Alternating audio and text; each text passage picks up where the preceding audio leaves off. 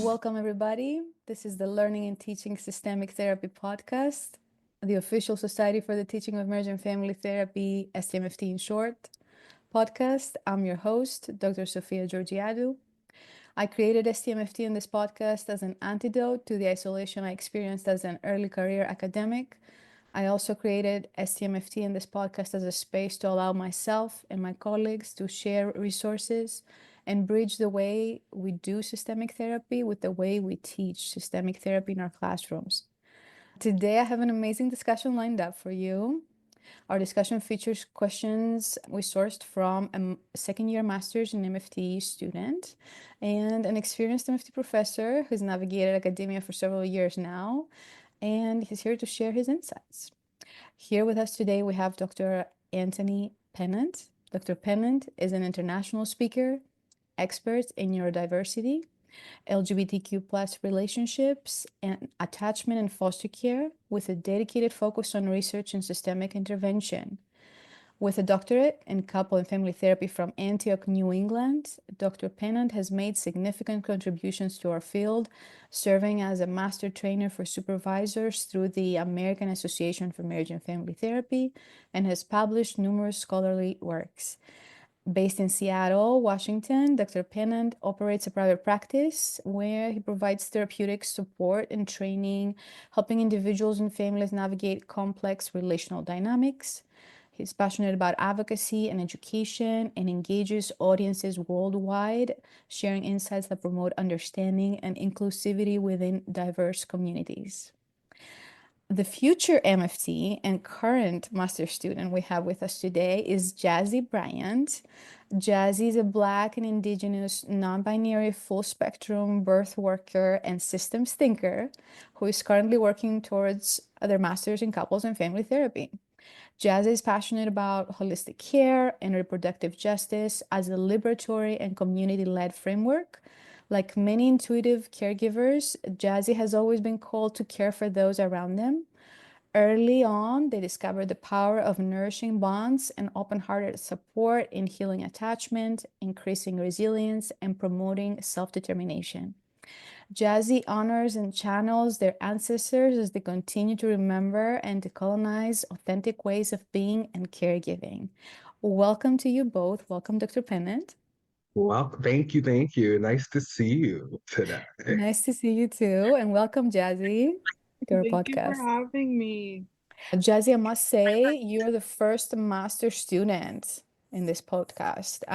We have historically had doctoral students only. It's a Wow, what a big deal. pleasure for you all. I love it. Exciting. Yeah, that is exciting. All right. We'll be exploring some questions that Jazzy generously provided, and I'll be facilitating the conversation, sharing these questions, and I'm excited to hear Jazzy's perspectives and then Dr. Pennant's insights. Without further ado, let's dive into our first question. I like to start our conversation from the premise that therapy is very political, as it has always been, but more so today, given the current legislation movement affecting so many vulnerable populations, thinking about anti-trans laws, the erasure of LGBTQIA2S plus terms from government agencies, the cancellation of grants and research supporting gender-expansive communities, the prohibition of gender-affirming care for youth in many states. In what ways are we staying well enough as educators to resist this harm? Dr. Pennant, I would love to hear your thoughts, your survival mechanisms. So I love this question. And when I think a little bit about everything that is built into the things that we are seeing now and experiencing, I'll say this: political is such a negative word and connotation and meaning attached to it. And folks like it's divisive, but in its purest form about how we maybe define it, it's how we look at how things are governed. It's how we understand how a collective, whatever that collective, is impacted and is relationally relating to something else and vice versa. And so when I think a little bit about therapy, the first thing that comes to mind for me a little bit is that you can't look at therapy, we shouldn't look at therapy as like this modern day 1960s on forward kind of understanding of what impact and support for people's mental health and wellness looks like.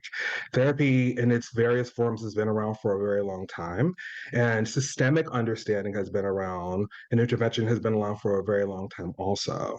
Like understanding that we are embedded within other systems that impact us and vice versa. And so when you go to speak about how a person may have anxiety about whatever given thing. Yes, there is personal biology that has an impact on that, but we are in other contexts that have an impact on us. And so to remove the influence of influence of the context in people's lived experience seems very disingenuous to say that this is not something that you should worry about or we're going to acknowledge in our therapy rooms, because we should. We really should. And so, is therapy political? Coming back to that question, absolutely. Absolutely. It's political for our licensure, for example. Why? Because the laws that are made in each state and in the federal government, which protect our scope of practice, let's be really clear about that too, right? But impact how we're able to actually do our jobs. Not everyone can just do our jobs. And so, we welcome for more therapists, don't get me wrong, but it's a protected thing, just like other jobs are.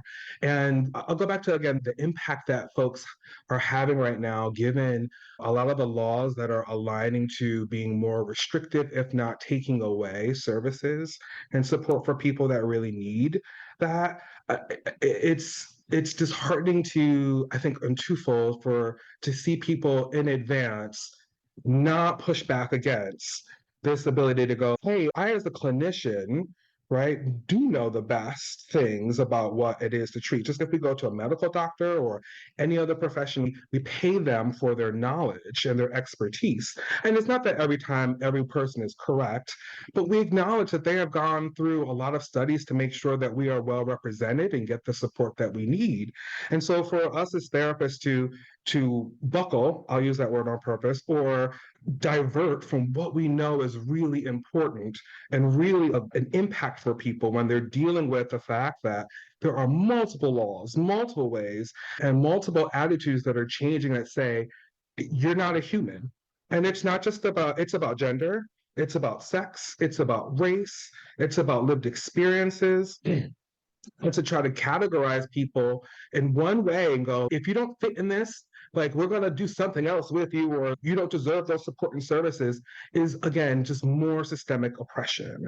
Right. And so, again, how do we not see that? How do we not understand that the impacts of that on those who are affected, the laws that are geared towards them are affected, and knowing that at some point, it is a possibility that, yes, you are not the target, but you could be. And so what does that mean? Are you going to ignore that? Or the fact that, this is my last thing about this, or the fact that for me, I identify as some of the targeted populations, and sometimes, and some places I do not, but it hurts me to know that people cannot get the help and support and services that they need. And so to me, knowing that I am also embedded in that community, and that when my neighbor, my friends, my whatever that relationship is unable to access those things, it has an impact on me and my community, because they're not able to get what they need. And therefore that requires other things to happen. And that's how problems end up multiplying in the system.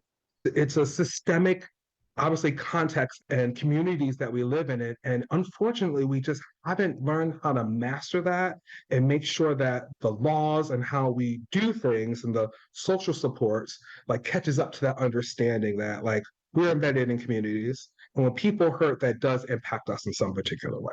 Yeah. Thinking about ways of surviving or resisting right now. And resistance can look like rest, right? It can be just radical rest and setting boundaries and saying no to a lot of things.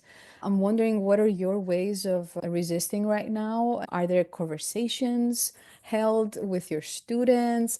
Are there conversations held within your academic community? What's happening for you right now? I really love this question, and I did not get to that, so thank you for bringing that back. Yes, rest is resistance. I think it is a really important thing to understand that this is another context I think that we live in, that we're so hyper connected, and specifically in this country, we connect productivity to always working or answering emails and being on the go. And that's not good for us to be in that state, I think, neurologically, of always having to respond to things. It does have an impact. But so rest is important. But what are some of the things that are doing? So this is a little bit of a nuanced kind of conversation in truth about how this has looked. When I saw things changing, I was like, I had conversations with folks that said this was not probably a good idea, and that these like things, these oppressions and restrictive laws and things were coming down the pike. And so I am not personally willing to go out and fight. I think that putting myself out there in that particular manner is just a cost I'm not willing to pay at this point.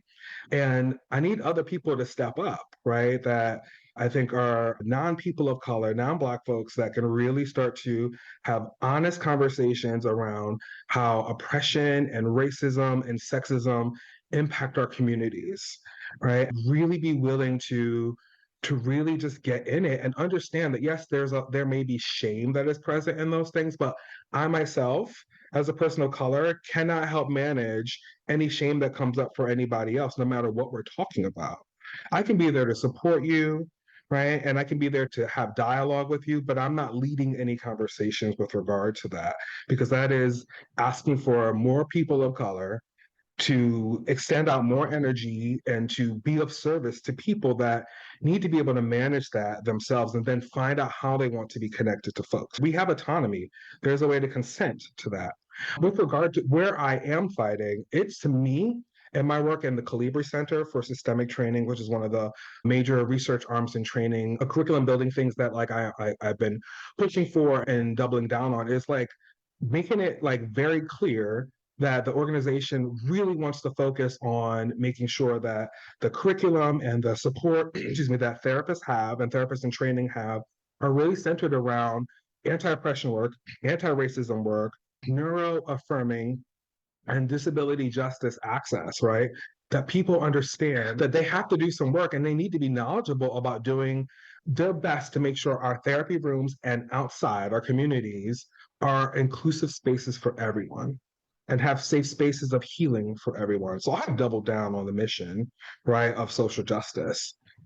And I'm down with it. It's just what it is. I love it. I want to hear more from Jazzy now as a student. How are you doing with all of that? Do you find yourself having conversations with other students or your maybe professors you feel safe with? Tell me more about how you're doing in this climate and how are you staying? Yeah. Thank you for the question. I think I'm just oohing and ahhing at everything Dr. Pennant just dropped on us. So I'm metabolizing that. But I think the honest answer is that like I'm struggling as a student, as a Black student in a predominantly white institution, as a non-binary student in this time when transness is like being, I'll say what it is, being criminalized all over our nation. I think that it is challenging, but I think that, like you all said, like really contextualizing self-care as resistance and as Audre Lorde said, like as political warfare. I think for me, I get really grounded in my own context, which is like I'm really grounded in reproductive justice. I am a birth worker. I am a life worker. I exist in the lineages of Black feminism. And I think that those things are really grounding. I think that it really allows me to be rooted in not just the harm that exists currently and has always exists for my communities, but to also be rooted in like our strength and to be rooted in our lessons. And I think that's where it feels a little exhausting sometimes to be in classes like Dr. Pennant was saying. It's hard to need non-Black people, to need white allies to really step up, but to be stuck in conversations around how much rest they feel they need, and then feeling like I can't afford rest in this moment. And so really being like okay, self-care, but contextualizing it as political warfare, contextualizing it not as an opportunity to tap out and to isolate, but to really dig in and to consolidate, right? To like, so I really can imagine classrooms being used in a more intentional way. And I'm seeing that a little bit in some courses, but I would love to see it like more throughout. And just allowing classrooms to be spaces where we are practicing systems change, where we are seeing, like, we're tuning to each other, seeing that, like, we're having a collectively challenging time to utilize our breaks, to encourage breathing, to incorporate self care, like, in the moment. Things that we're going to need as future clinicians to be able to pause, to slow down. I think we could really, instead of getting caught up in the rapidness of academia, to like actually pause and to use our skills on one another as we're learning them, and to deepen our conversations about self-care to conversations about community care. So I think my partner and I have laughed at our own just like disheartening fears and feelings around leaving meetings, and everyone is just focused so much on self-care because it's an individualistic way of approaching what we're dealing with in this moment. And I think that one way of doing it is you can ask people what they're doing for self-care, but you can also, and I think more importantly, ask people what their like strengths, talents, and interests are, because it creates a conversation where we begin to build community and we know each other's strengths and we know who we can then go to for the things that we need, right? So we're like actually practicing like resource auditing and distribution, like in our check-ins and checkouts, and doing a little bit more, like pushing a little bit more forward towards collective care as a really important part of self-care. And I think that also again roots me back into just the strengths and the lessons that are provided by the inheritance of struggle that I have and that I share with Dr. Pennant, right? So I think so often we're in classrooms and I hear the co opted language of our movements, of like Black feminism, of anti racism, of decolonizing, right? I hear all of these things, but I think that we are given these things, but we focus a lot on just the amount of harm that our communities are facing and not the fact that we have given you these terms, these lenses, these frameworks to work through systems change on the largest social scale. So when Dr. Pennant said that there are legacies of system change already, we can literally point to them in our Black liberation movements, right? In our trans liberation movements, in our decolonizing and re-indigenizing movements. And I think that really thinking about the strengths that those same communities have instead of just the harm that they're inevitably facing and have always faced, I think is really important. And for me, that's reproductive justice, the right to bodily autonomy, the right to have children, to not have children, and to parent in safe and healthy environments. Especially as a sex therapist, it's just such a world building framework, and it encompasses every kind of justice Dr. Pennant just named: access to abortion, access to healthcare, access to gender affirming care, environmental justice, disability justice, housing, food sovereignty, land. Everything is encompassed in what it means to live a free life under reproductive justice as a framework. So I think that getting grounded in our strength, leaning into community even in the classroom, and to have a framework that we're working in that taps into that larger system change that we've always already been doing, those same communities that we're so worried about right now, I think is really crucial. Wow, how I'm gonna follow. I'm gonna follow. That was amazing. I trusted Dr. Pennant, Jazzy, when he said, Jazzy will be great. They will do fantastic in this. And okay, first master student, let's see how it goes.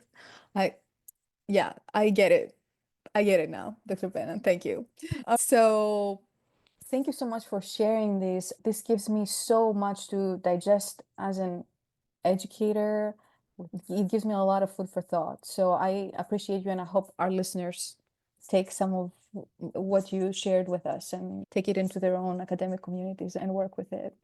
Jazzy talked already about sex therapy, so my next question will move into this space, teaching sex therapy, and how in this climate that we discussed just now, how do we teach our students to have these difficult conversations about the impact, the systemic oppression that's happening right now and historically, but very much right now, it's so palpable. How do we teach sex therapy and initiating these vulnerable conversations with our clients and with our students?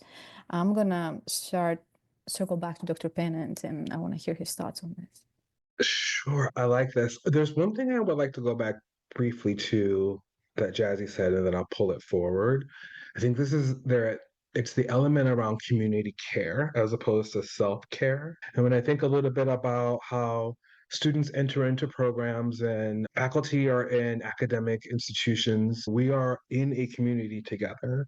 And students, I think, trust their professors to be able to create safe environments to learn. And a lot of that is on the faculty, but I think a lot of it is on the students too, right? It's a co-created collaborative environment where folks can really figure out, based on the cohort, based on the people that are there, based on the identities of everyone that's in the room, about how to further have and further conversations. The one thing that I think is really important with regard to how we're teaching sex therapy, and given all of the things that we've talked about, it's furthering the conversation. I think most programs do a really good job, right? Like in the United States, and I think around the world, around giving people the basics and the minimum, right? These are the things you need to do in order to do your job. And that's really important, right? I don't want to minimize that at all. And that is not where most people enter into therapy, specifically around sex therapy, needing.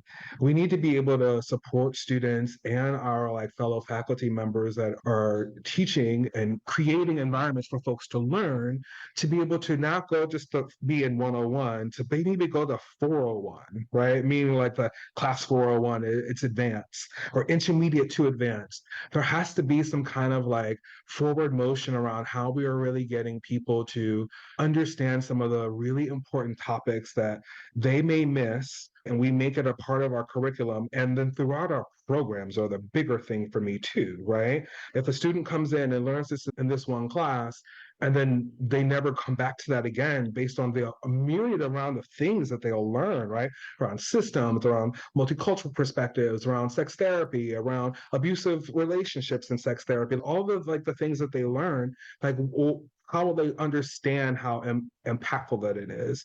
This is one probably another question, but there are layers of things, and there are layers to each person, and depending on each person, there's an impact of how they show up, how they digest information, how they react, how they don't react. Some of the ways that we as therapists need to be able to position ourselves to support people to understand that it is okay to process through those things, to acknowledge that there are hurts, to acknowledge that there are vulnerabilities, to acknowledge that there might be questions or curiosities, right, around how they are viewing things, to make it a really truly safe space to be able to do the work that they want to do and we want to do with them. And so that comes about by really making sure that like our conversations as like professors and with students are truly comprehensive and challenge them to grow, but also challenge us to grow, right? And to really truly plan out what curriculum looks like for folks. To give people, I think this is maybe like my last thing, to give students, I think, an opportunity to learn also, right, about themselves and to be able to afford to make mistakes. I think some of this ties into some of the personal therapist framework that we use at Antioch, but I was trained in that, I've written about that in numerous ways, but the ability to be able to manage oneself and then manage the bias that might come up or the reactivity that comes up. And that reactivity could be about reacting and doing something more like noticeable, but it also could be about collapsing, being quiet, becoming so anxious and nervous that you remove yourself from the situation. And we all know that what we do as therapists is intensely personal, right? And people will feel when if they talk about things that are really like vulnerable, or there are parts of them that are very oppressed, right, or maligned in some particular way, or specifically criminalized, they will feel if we pull away from that in conversation, they'll go, oh, that's that thing. I'm not a safe, that person's not a safe person, or there's something about me that's offensive, right? There's lots of things that they can internalize. And with regard to how all of this and this community care is built into, I think, being able to teach sex therapy is really giving people, I think, again, the opportunity to like engage with the material in a way that allows them to grow. We need to be able to grow. I think there needs to be less of a Eurocentric approach to sex therapy, because how people, specifically for individuals that identify as women and multiple like cultures, like they have more power around sex or pleasure, or they may be the initiator with things, or to be able to please a woman that you might be in a relationship with is considered what the paramount is. It's not about the penis holder ejaculating or doing any of those particular things. And outside of that, there are different constellations of relationships, again, that have existed in other cultures around the world and in ancient times, and just, I don't know, 1,000 years ago, 500 years ago, that aren't talked about. They're not talked about and normalized in a particular way. Sex therapy has done a decent job of being able to be, I think, a little more queer inclusive, which I'm a fan of just in general. And that's like in part. That's in part. And so when we start from a place that is more Eurocentric and then create these special topics or subtopics of, and guess what? If you work with this population, this is how you move. If you work with that population, then that's how you move. Then it becomes an othered. And again, I understand why it's done that way, but it doesn't mean that we have to continue that way. And I think where I've seen the most success is that in my classrooms and some of the faculty that I work with, when we move the content and the centering of those who are most oppressed to being the center of it and then build out from there, it's more inclusive. Again, it doesn't mean that people won't be covered. It doesn't mean that heteronormative standards aren't talked about or that it's maligned in some way. People have the right to align their lives in heteronormative standards, absolutely. And people have the right to not do that.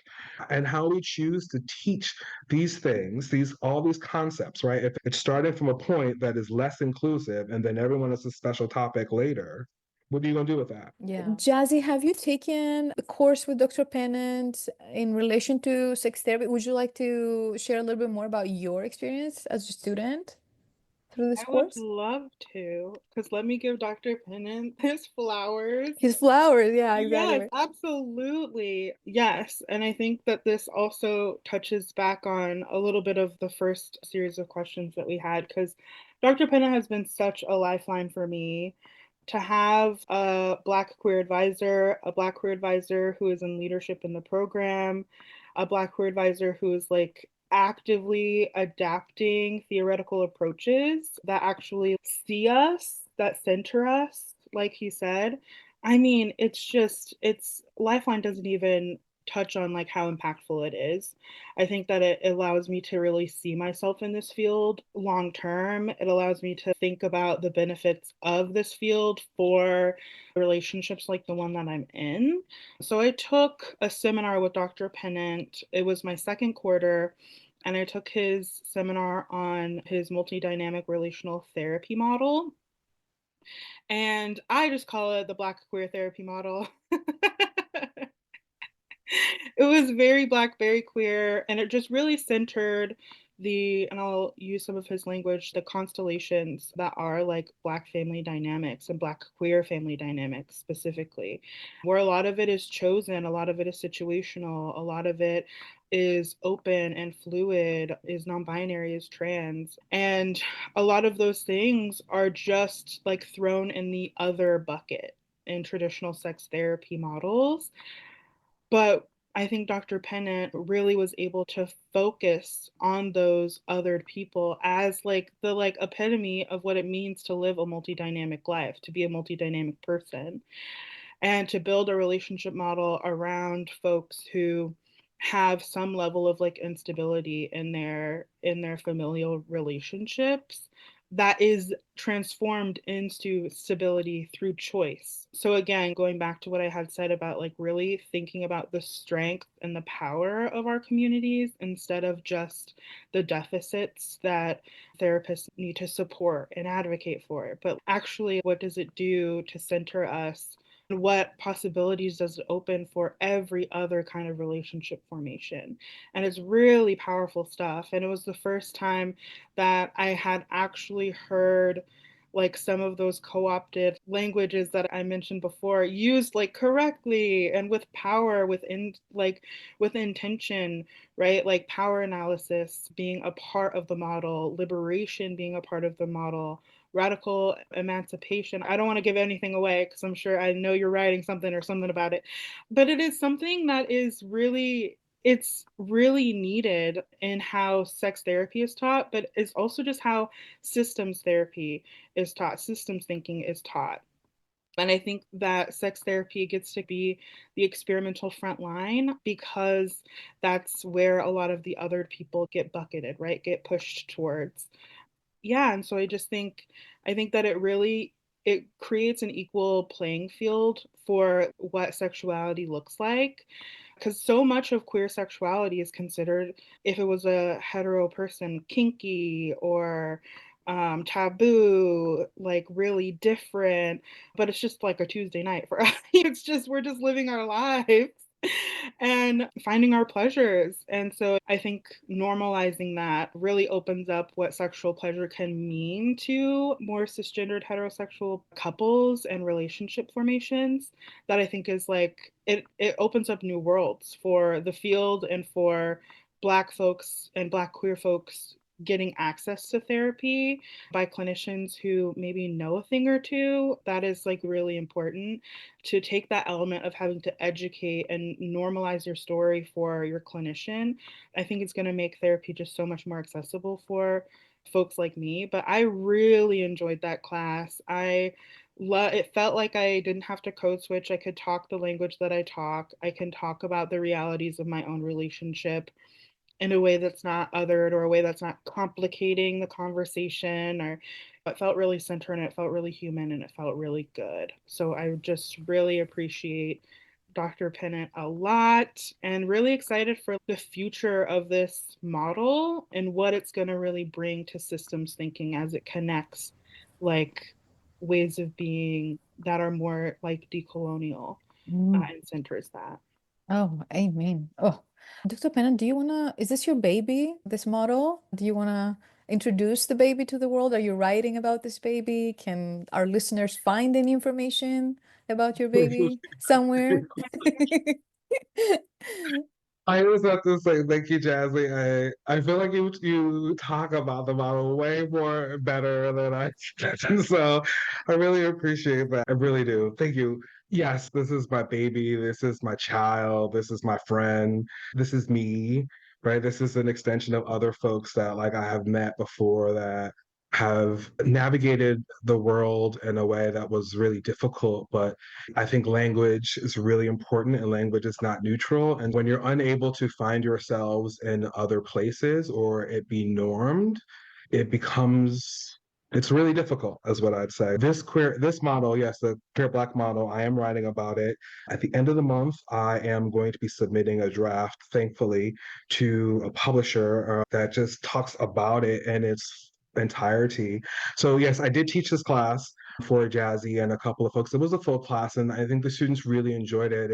In its essence, yes, it is about queer Black love and queer Black relationships and queer Black families. And many of the individuals that belong in those particular tribes have chosen family. And it's not that they don't have familial and biological like connections. Many do, but the expansiveness of it is really important. And understanding that like it's a again, we exist within multiple dynamics, and it's depending on who we are and who we're with and where we are. We really try to make sure that we have the ability to stay grounded and regulated and be able to be connected with other people. And it is about survival on some level, but it's about thriving, right? When I think about chosen family, these are the people that I want to be connected to and vice versa. That again goes back to what Jazzy had said in the beginning about community self-care, right? Knowing that there is something that we get from other people and vice versa, and being in community and communication with them that grounds us, regardless if if you're introvert or extrovert. It's not about that. It's about that support and safety that you have. But to talk a little more about the model, it represents a way of being able to really support queer folks and have an expansion around what relationships look like. The aspect I'll say briefly around power is really important. We always talk about power, and power is really spoken about when we don't have it, right? But we have a lot of power. We do have an ability to make changes within our environments around. And so it's important to understand where and how we share power in relationships, right? And what that means for us to hold power and to not hold power, and how we can increase safety perhaps in relationships depending on that. And then the other aspect is around like liberation, and there's also like values, but I won't go into that now. But liberation and radical emancipation. Liberation is an individual thing, I believe, that allows people to say, no matter what is happening, I'm going to live my best life. I'm going to do and choose the things that I need to do for me. And I think in part, that is what the Black Power liberation movement was. And we think a little bit about that. We can't do anything about this circumstances. And it's not going to stop. But for where I'm able to choose, I'm going to choose this, choose peace, choose power, choose love, choose connection. Those things are really important. And then the radical emancipation is akin to like third order change, but it's really where people can together decide how they want to change their community. And so Jazzy, you said something about heteronormative folks really thinking that queer sex is like kinky, and the amount of folks that have come into my office for sex therapy and they don't describe it as kinky anymore. And so we want to just do this. And so there's an element of people understanding that like queer sex is expansive, queer love is expansive, and being able to be connected to people in different ways and having the ability and autonomy and consent to just move around and be who you want to be. And I will go back to these values, the values that we think that are necessarily important, and those societal expectations, right, around that. Some values really might be important. Some expectations might really be important, but many of the expectations that we keep they're self-enforced or community enforced, right? And they're not always correct, right? So ways, how do we like manage all of that? Can I just be really like vulnerable for a second about expectations? So I am getting married soon. I'm very happy about that. And so I'm planning the wedding. My mom calls me up and she was like, hey, I want to walk you down the aisle. And I was like, I don't know if we're doing that. That may not be something we're doing. It's a queer wedding. That's a heteronormative standard. And it's not that it's wrong. We'll just not be doing that. And then we talked through some things, and she's really excited to be there. It's part of the reason why she asked. And I came back to my partner later, and I talked about it in therapy like that week. And I was like, I felt such a pull in that moment to go like, all right, you can have it. Like, I'll do it. And they say, again, the expectation that people have when they're getting married is that someone will be given away. And in those particular moments, that may not be true for me. And I still fight with that. And that comes up in relations. That's an example of how society, those expectations impact our relationship. And again, it's not a good or a bad or like a positive or negative. Again, the model looks at it a way that there's multiple dynamics. And if we only look at things between two poles, right, this dichotomy, then it limits where people are, right? It limits what we're able to do. And again, the answer for me was it's not a yes or no. We're not doing that, but the other part is that you can be included in a way, mom, right, that honors you. And how about we co-create something that is native to my relationship that may not match that heteronormative standard?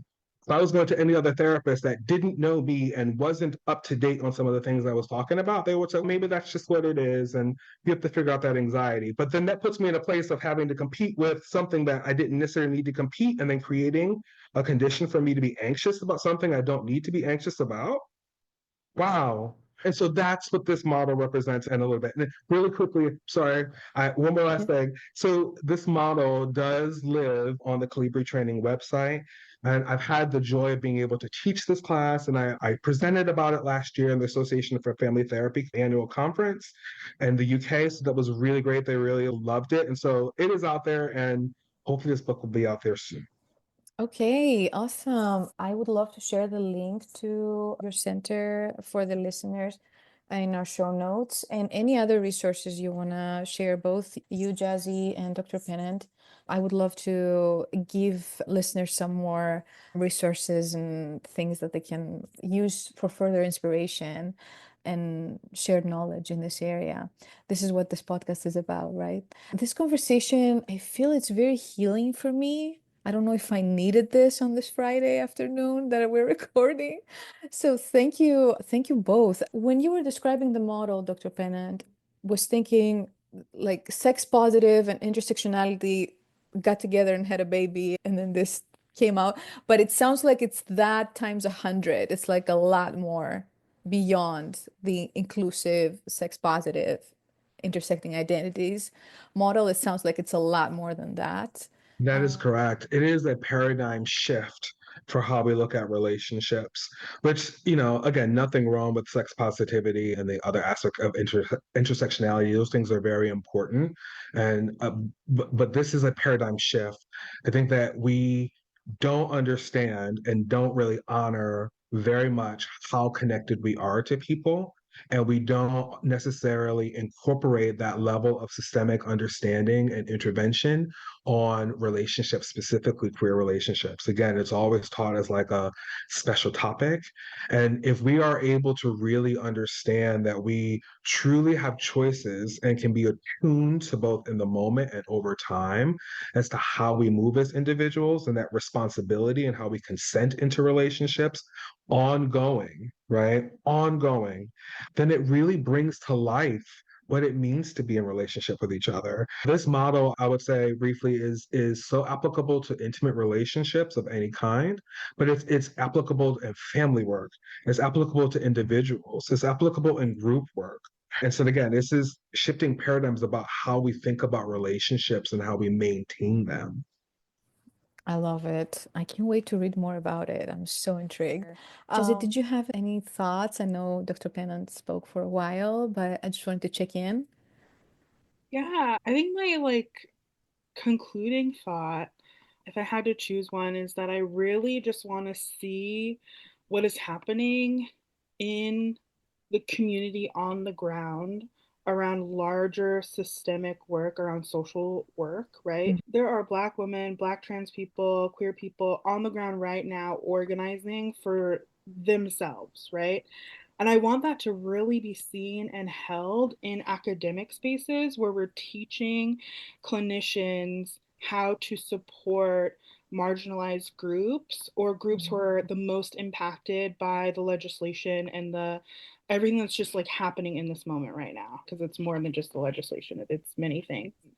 I really want to connect how future clinicians are thinking about doing the more couples and familial systems work and connect that with the people who are on the ground doing the social and larger systems work, because when I tell you organizing, we need to work on our familial things, right? Because it comes up and it disrupts organizing because we don't know how to deal with conflict. We don't know how to feel safe around other people. We don't know how to feel safe enough to lean into community. And then you have on the other side people who are so focused on familial dynamics and couples dynamics, who have the skills to do healing justice work, who are not really thinking about the fact that people are on the ground right now moving for the largest possible systems change. And I just feel like there are just transferable skills that are right now pretty incongruent. I hear the language being used in the classroom, but I don't think it's being used correctly. The way that intersectionality is used on the ground is very different than how it's used in the classroom. And I think that the people in the classroom are not aware of the difference. And I think if we were actually using language the same, if we had a shared vernacular around change making on the largest scale and on the smallest scale, on the individual scale, on the familial scale, and on the social scale, we would be so much more organized in our resistance and so much more prepared for this moment and for just future world building efforts, I think. Yeah, I am very curious. I don't know if you can give an example maybe of how you see things differently translated in the classroom, like intersectionality versus how it's translated in social advocacy efforts, Jazzy. Yes. Excuse me, Dr. Pennant, as I Yeah, go off on my TED Talk here. Yes, this is actually was probably the most uncomfortable part about going from the ground, the community work in reproductive justice and organizing and moving into the classroom was that everyone was using intersectionality and I was like, yes, this is my language. And then I realized we were using it differently and it was like really disheartening. So intersectionality, to like go directly to the source, Dr. Kimberly Crenshaw coined the term intersectionality as a metaphor for understanding the ways that like multiple forms of inequality, multiple forms of oppression, sometimes like really lay on top of each other, can compound themselves to create obstacles that we don't even see, that we can't even perceive through like conventional ways of thinking for people who are multiply oppressed. So that's, she gets a prism because of people think that race discrimination happens the same for all Black people and gender discrimination happens the same for all women. And then you have those like intersections of how they're confounded. And it's really a way of analyzing power. It's like a lens to look at our movements, to look at our structures, and to evaluate and see the things and the people and the conditions that otherwise wouldn't have been seen, like the particular ways that Black women are oppressed in their own right because the multiple oppressions, the specific way that Black trans women are oppressed, right? So it's not just about, and I think in the classroom, it has really become is more of like the addressing model, right? Where you're just naming when someone has power and when someone does not have power based on all of their different identities. And intersectionality is not identity. It's not just about, not everybody is experiencing intersectionality. Intersectionality is a way of looking at how everyone is experiencing. And it's a hard thing to like fully articulate, but the distinction is really important because like I have people in classes with me talking about how they're experiencing intersectionality as a white queer person and I'm like, huh? I don't think we're using the language in the same way because the Black feminists who created that language definitely didn't make it with you in mind and made it to like really appreciate the way that people are socially located, but not just to for us to identify every possible intersection, every possible identity.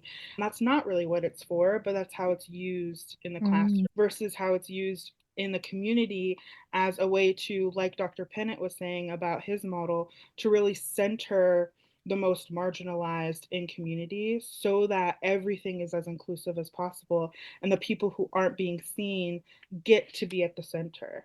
And that is a paradigm shift, like Dr. Pennant was talking about. And I think it's so funny because I agree that Dr. Pennant's model is using intersectionality in a way that most models aren't. But Dr. Pennant's using the language of multi-dynamic. And I actually think that's what people are talking about in the classroom is that people are multi-dynamic. They're moving through a lot of different contexts.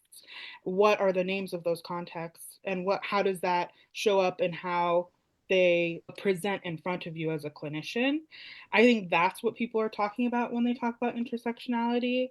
And it's just not the same as what community is using and organizing around or how the creator of the language intended it to be. Yeah. And so I appreciate how well you articulated this, Jazzy. I am just so excited about everything you're doing and will be doing in our field in this generation. It's super, super exciting for me to be witnessing the brilliance here. Okay, I am gonna wrap this up in a pretty bow and say a big thank you to our fantastic guests, Dr. Anthony Pennant and Jazzy Bryant, for sharing their experiences with us. I hope their wisdom will help our fellow educators and listeners and students on their own academic career journey. Dr. Pennant, how can listeners interested in your work reach out to you? Thank you very much, Viola, both of you. I enjoyed this conversation. And the best way to reach out to me will be two ways. You can email me at anthony@mhcllc.org, or you can find me in my work at the Colibri, COLIBRI, trainingcenter.com. Wonderful. And Jazzy, how can listeners interested in your work reach out to you? Yeah. So you can email me at jazzybeandoula@gmail.com. Or you can find me on Instagram at jazzybeandoula. Fantastic. To our listeners, I hope you found today's discussion inspiring, healing, enlightening. If you're hungry for more engaging conversations about systemic therapy, be sure to follow our episodes on Spotify, Apple Podcasts, and everywhere else where podcasts are available. We have exciting episodes coming up every month, so stay tuned.